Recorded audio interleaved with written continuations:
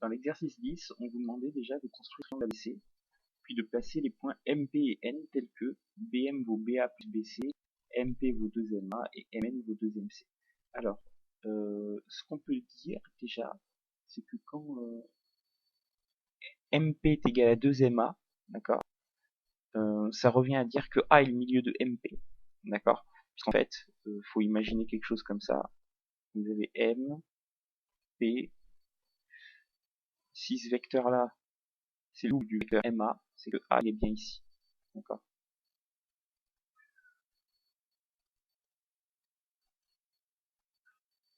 Donc, conséquence, hein, écrire cette relation-là, ça revient à dire que A est le milieu de MP, et de la même manière, ici, c'est le milieu de MN.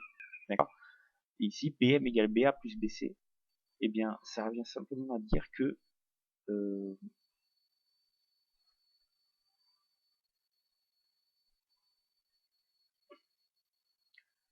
donc là, vous avez le point B, le point A, BC. Je ferai une figure détaillée, hein, mais dire que BM est égal à BA plus BC, BA est ici, auquel vous adjoignez un vecteur égal à BC ici. Vous voyez que le vecteur BM, c'est celui-là. Ça revient à dire que BAMC est un parallélogramme. D'accord. Donc cette relation-là, là, celle-ci, elle porte un nom. Elle s'appelle la règle du parallélogramme. Voilà. Et ça, c'est une caractérisation du milieu d'un segment.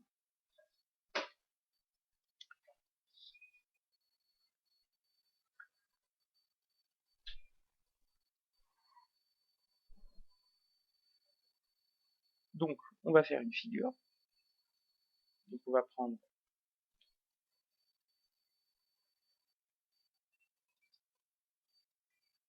trois points ABC.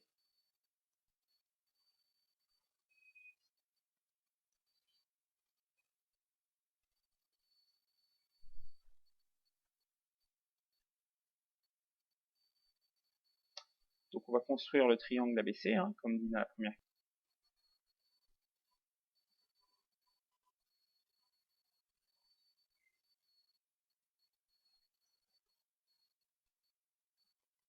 Ensuite, on vous dit, on veut construire le point M tel que BM égale BA plus BC. Ce qu'on vient de dire, c'est que ça revient à construire le point M tel que BAMC est un parallélogramme. Donc, il est ici, ce point M. Et si je ne me trompe pas. C'est ça.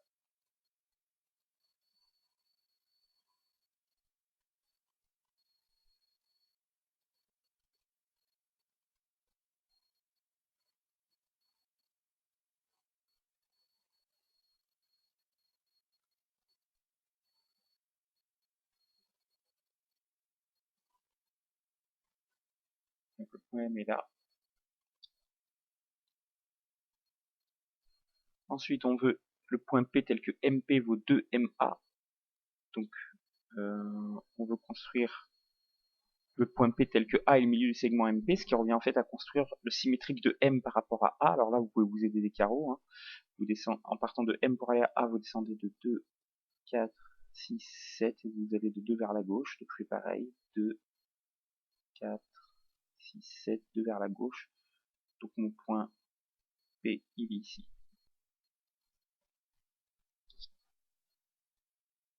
Mon point N, c'est le point tel que Mn vaut 2MC.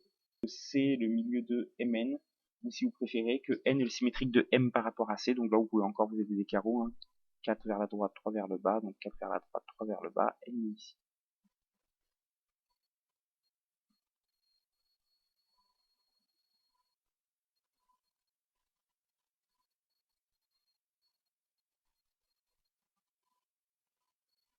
Là, je trace les vecteurs, hein, Mn et MP.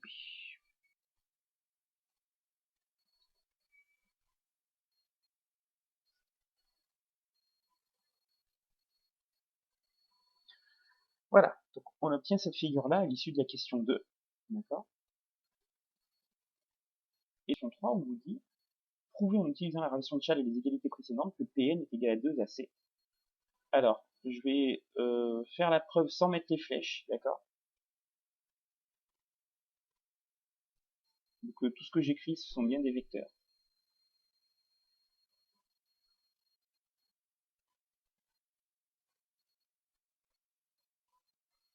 Pn c'est égal à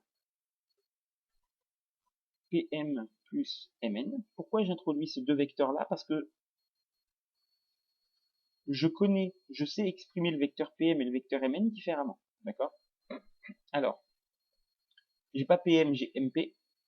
D'accord? MP c'est 2MA. Donc PM c'est l'opposé de MP, ça va être moins 2MA. Et Mn c'est 2MC. Donc j'ai moins 2MA plus 2MC.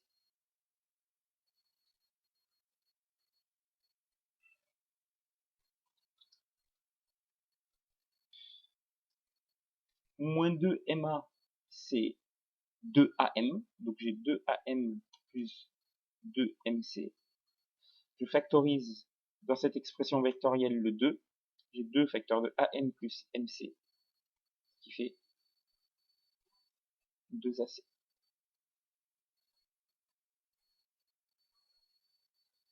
Donc je viens bien de prouver que Pn égale à 2AC. Que peut-on en déduire pour les droites Pn et AC? Eh bien, je vais tracer la droite Pn, enfin le segment Pn pour voir sur la figure. Hein. On a l'air de constater que ces deux droites sont pareilles. D'accord? Eh bien, en réalité, ici, ce qu'on vient de prouver, c'est que les vecteurs Pn et AC sont collinéaires.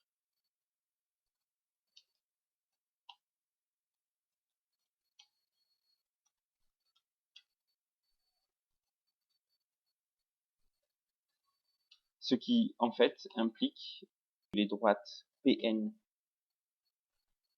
et AC.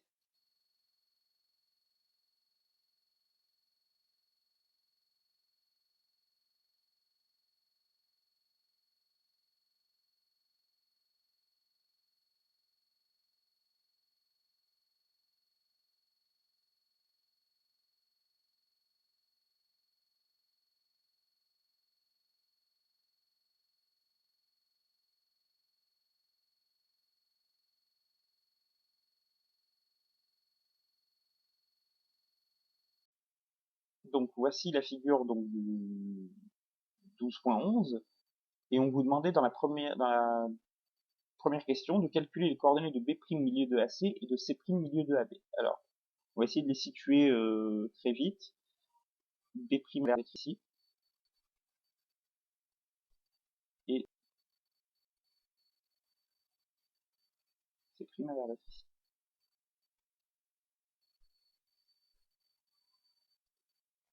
Donc, pour faire le calcul, hein, je rappelle la formule pour calculer les coordonnées du milieu d'un segment, c'est la moyenne des abscisses et la moyenne des ordonnées des extrémités de ce segment. Donc pour B', ce point, il a pour coordonnées XC plus XA sur 2,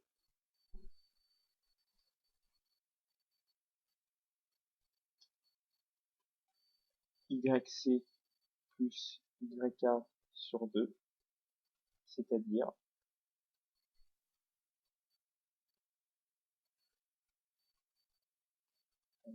quoi? XC moins 2 plus 3, donc moins 2 plus 3, 1 demi, donc 0,5, et YC plus YK, moins 1, moins 2, moins 3, divisé par 2, moins 1,5. Donc normalement, pour B', vous trouvez 0,5 moins 1,5. Pour C', donc c'est XB plus XA sur 2, YB plus YA sur 2. Et en prenant les coordonnées et en faisant le calcul, moins 5 plus 3, moins 2 sur 2, moins 1. Et 4 moins 2, 2 sur 2, 1. Donc moins 1, 1. Donc ça c'est pour la première question. On vous dit prouver que C', B' est égal à 1 demi de BC. Alors là, il s'agit de faire un détail, enfin, de faire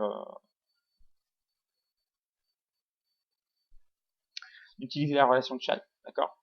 Alors le vecteur C', B', c'est le vecteur C'A plus AB', en utilisant la relation de Chern. Pourquoi j'utilise ces deux vecteurs?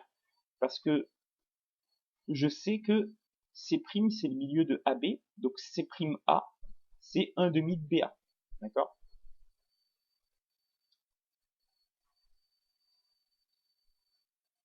Donc ça, c'est 1/2 du vecteur BA, et AB', c'est la moitié du vecteur AC. Donc c'est 1/2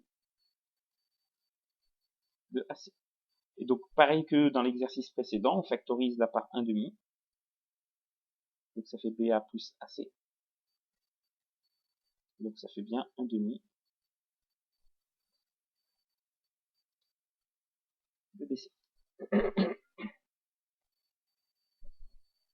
Donc ça, c'était en utilisant la relation de Chern.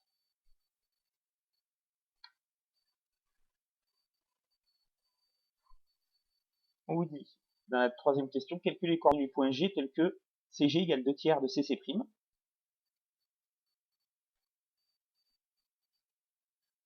Alors, donc le point G, on ne connaît pas ses coordonnées, donc on va les poser comme étant x, y.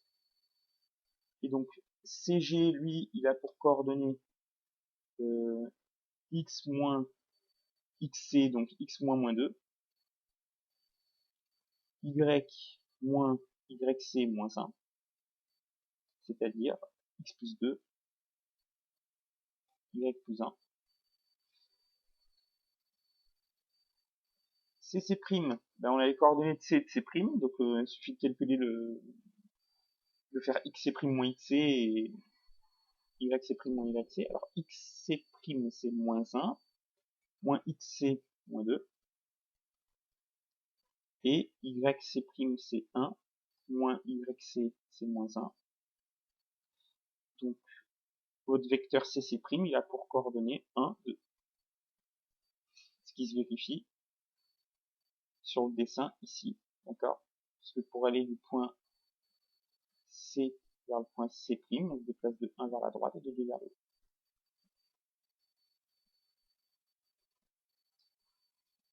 Du coup, on a x plus 2 égale 2/3 fois 1, c'est-à-dire 2/3, et y plus 1 égale 2/3 fois 2, c'est-à-dire 4/3. Soit, eh bien, x égale 2/3 moins 2, c'est-à-dire moins 4/3, et y égale 4/3 moins 1, c'est-à-dire 1/3. Donc, G a pour coordonnées moins 4/3, 1/3.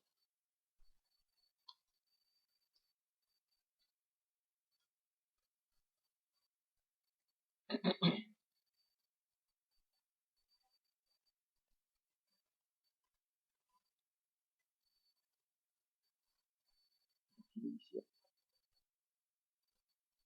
Je vais déplacer. Grosso modo, il est par là.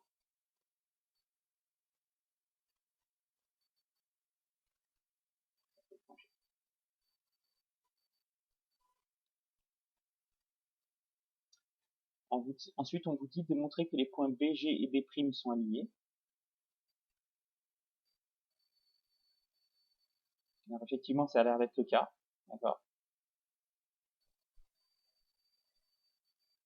Vous voyez, ça a l'air d'être aligné. Donc, pour prouver que les points B, G et B' sont alignés, c'est simple, hein, il suffit de prouver que les vecteurs B, G et B' sont collinéaires.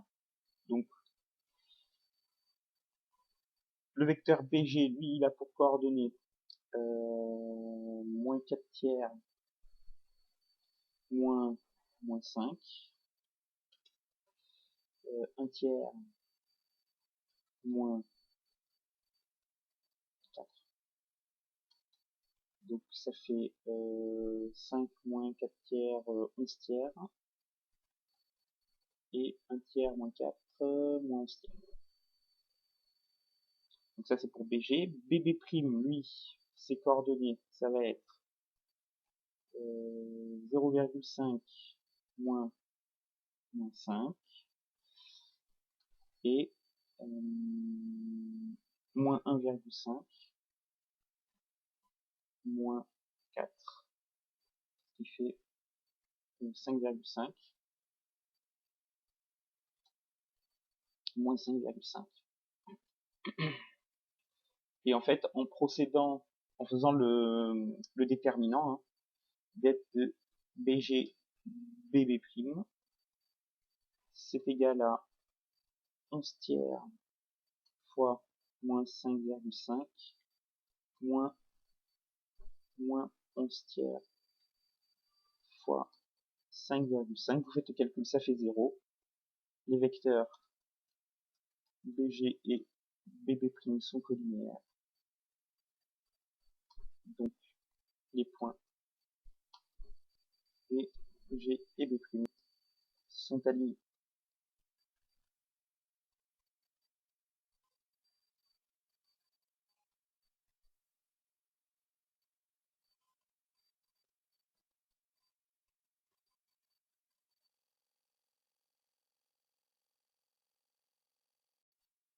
Alors, dans la dernière question, on vous demandait de déterminer le réel K tel que BG égale KBB'. Eh bien, on a déjà les coordonnées de BG et les coordonnées de BB', d'accord? Donc, on cherche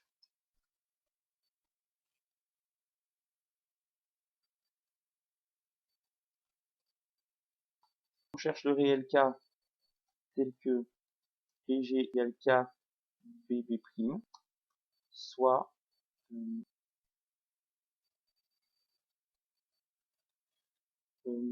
11 tiers doit être égal à 5,5K et moins 11 tiers égale à moins 5,5K. Et en fait, ce qu'on remarque, c'est que ces équations sont équivalentes, hein, puisque c'est les mêmes à près. Donc en fait, il suffit d'en résoudre une seule, soit K qui vaut 11 tiers divisé par 5,5. 5,5 étant égal à 11 demi, c'est 11 tiers divisé par 11 demi. Donc c'est 11 tiers fois 2 onzièmes, ce qui fait 2 tiers.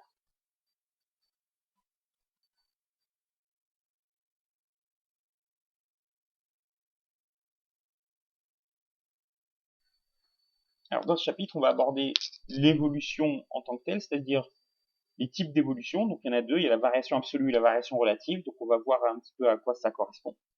Et ensuite, on va voir deux types d'évolution assez remarquables, on va dire.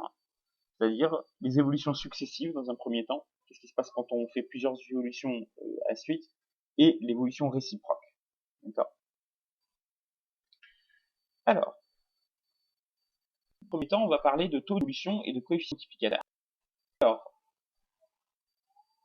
on va considérer une quantité qui va passer d'une valeur initiale qu'on va appeler V initiale à une valeur finale qu'on va définir. La quantité finale moins valeur initiale, d'accord, qui grosso modo la différence des deux, enfin la différence entre la valeur finale et la valeur initiale, c'est-à-dire la différence, ce qui s'est passé entre les deux, d'accord, comment ça a varié, en quelle quantité ça a varié, c'est ce qu'on appelle la variation absolue, d'accord. Je prends un exemple. Il y a 3 semaines, le kilo de farine coûtait 40 centimes. Aujourd'hui, le kilo de farine coûte 55 centimes. Conclusion, la variation absolue du kilo de farine est une augmentation de 15 centimes d'euros. D'accord? Le nombre t qui vaut valeur finale moins valeur initiale divisé par valeur initiale est une variation relative. Alors moi, j'utilise jamais variation relative, je dis toujours évolution, d'accord? C'est le numérique qu'on lui donne. Et je sais qu'en économie, souvent, on vous fait faire, eh bien, valeur finale moins valeur initiale divisé par valeur initiale fois 100, c'est le pourcentage d'évolution, d'accord? Alors, attention, pas de fois 100, nous, en mathématiques, dans les calculs. Si vous voulez faire l'interprétation, hein, vous mettez votre fois 100, ça vous donne, je sais pas moi, vous faites valeur initiale ou valeur finale moins valeur initiale sur valeur initiale, vous trouvez 0,62, vous faites fois 100, 62. Faut pas dire, le taux d'évolution est 62, d'accord? Le taux d'évolution est de 62%, est une augmentation de 62%, d'accord? Mais c'est une phrase de français qu'on veut. C'est pas un nombre. Quelques petites remarques. En cas d'une augmentation de 1%, le taux d'évolution, c'est t égale a sur 100. D'accord?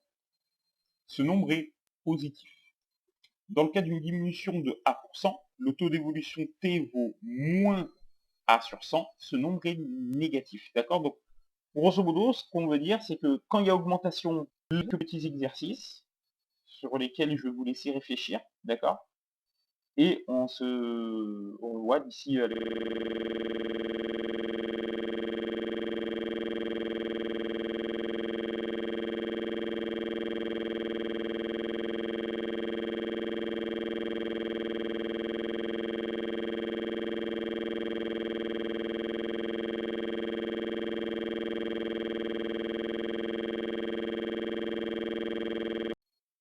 alors, pour le premier exemple, le nombre de médecins généralistes a augmenté de 93 380 à 99 1670 entre 90 et 2015. Calculez dans ce cas-là la variation absolue, d'accord? Donc c'est simplement faire 99 670 et 93 380.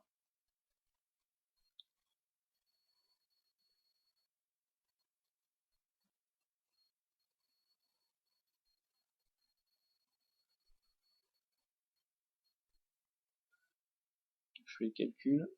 Ça fait 6290. Donc comment on interprète ce résultat? Pardon, on dit simplement que entre 1990 et 2015, le nombre de médecins généralistes a augmenté de 6290 médecins.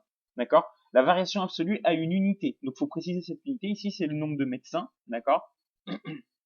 Donc, il y a eu 6290 médecins généralistes en plus entre 1990 et 2015. On peut l'interpréter comme ça aussi.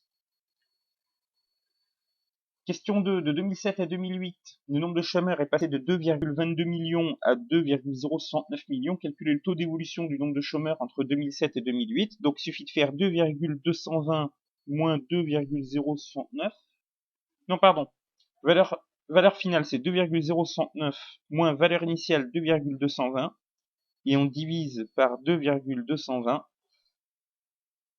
Donc, le taux d'évolution, c'est moins 0,068.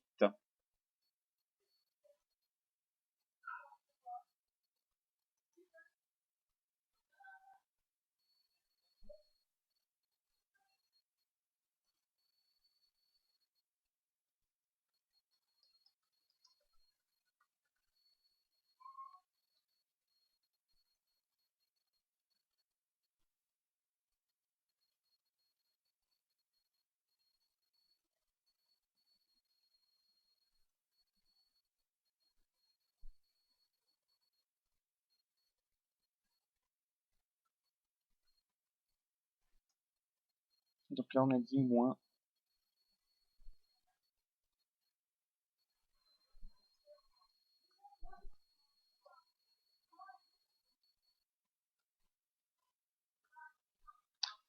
Alors, la pollution d'une rivière est de l'indice 120 à l'indice 84. Quel est le pourcentage de diminution de la pollution? Donc c'est pareil, il suffit de faire 84 moins 120 divisé par 84. Vous trouvez à peu près moins 43%.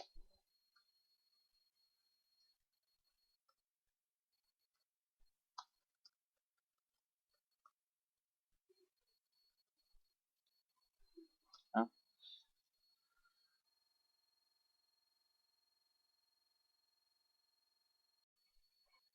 Donc en France, entre 2012 et 2013, les impôts sur le revenu ont rapporté respectivement 219 et 232,2 milliards d'euros. L'ISF, impôt de solidarité sur la fortune, qui n'existe plus tel quel, a quant à lui rapporté respectivement 5 et 4,4 milliards d'euros sur la même période. Déterminer la variation absolue puis le taux d'évolution de recettes de l'ISF. Alors, pour la variation absolue, simple, il faut prendre valeur finale moins valeur initiale, c'est-à-dire 4,4 moins 5, moins 0,6 milliards d'euros. On est bien d'accord, c'est une unité, donc c'est moins 0,6 milliards d'euros. Et pour le taux d'évolution, il suffit de diviser par la valeur initiale, c'est-à-dire 5, vous obtenez moins 0,12.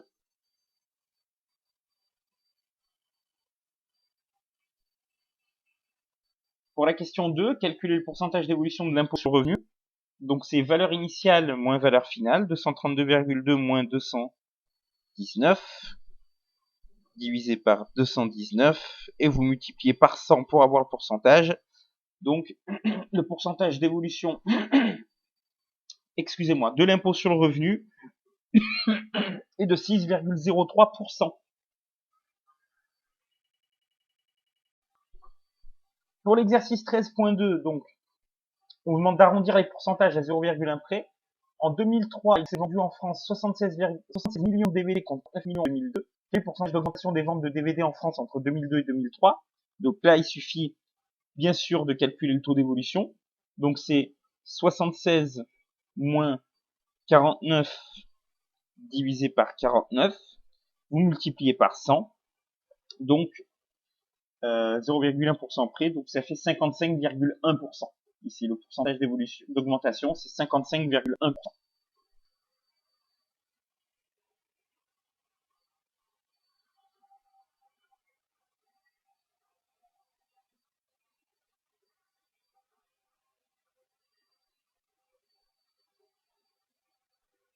Pour la question 2, on vous disait, on comptait en France environ, en 2006, 50 600 infirmières libérales contre 45 000 10 ans auparavant. Déterminez le pourcentage d'évolution du nombre d'infirmières en France entre 96 et 2006. Donc vous faites 50 600 moins 45 000, et le résultat, vous le divisez par 45 000, vous obtenez 0,124444444444, vous multipliez par 100, ça fait 12,44444444. Donc le pourcentage d'augmentation du nombre d'infirmières en France entre 96 et 2006, c'est 12,4%.